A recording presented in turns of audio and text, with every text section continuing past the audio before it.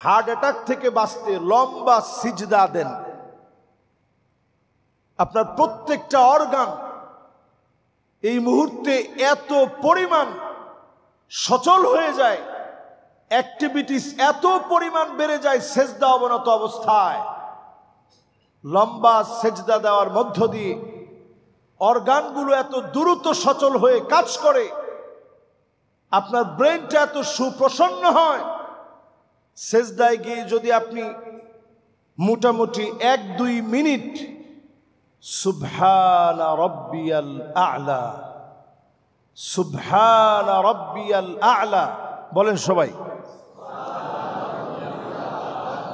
লাইসা সুবা, আমরা অনেক সময় বলি সুবহানা, না, সুবহানা রাব্বিয়াল আ'লা বলেন। এই যে আপনি বললেন, একটু দম নিলেন, একটু সময় চিন্তা করলেন, সেজদা অবনত থাকলেন। সেজদায় গিয়ে নফল নামাজের সময় মনে মনে শুধু চিন্তা করলেন, মুখে বলা লাগবে না। মনের চিন্তাগুলা যিনি কবুল করে নেবেন তিনি কে? আকরাবু মা ইয়াকুনুল আবদ মির রাব্বিহি ওয়া হুয়া সাজিদুন ফাআকসিরুদ দুআ। এই মুহূর্তে যখন আপনি দোয়া করবেন, সেজদা অবনত গোলামদের দোয়া সবচাইতে বেশি যিনি কাছ থেকে কবুল করেন তিনি কে? যতজন আমার সামনে বসা আছেন লম্বা সিজদায় অভ্যস্ত হন।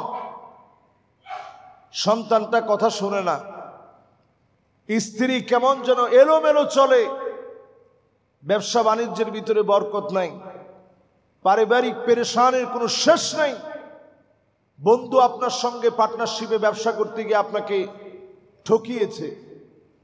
সব দুঃখ যন্ত্রণা যাতনাগুলা সেজদার মধ্যে কাটায়া একটু আল্লাহকে বলার জন্য চেষ্টা করেন, আপনি দেখবেন অবশ্যই এই সেজদা ফলপ্রসূ হবে। যিনি আপনাকে কবুল করবেন তিনি কে?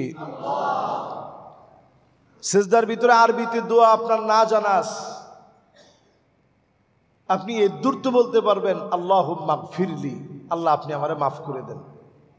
আল্লাহুম্মা আরহামনি, আল্লাহ আপনি আমারে দয়া করেন।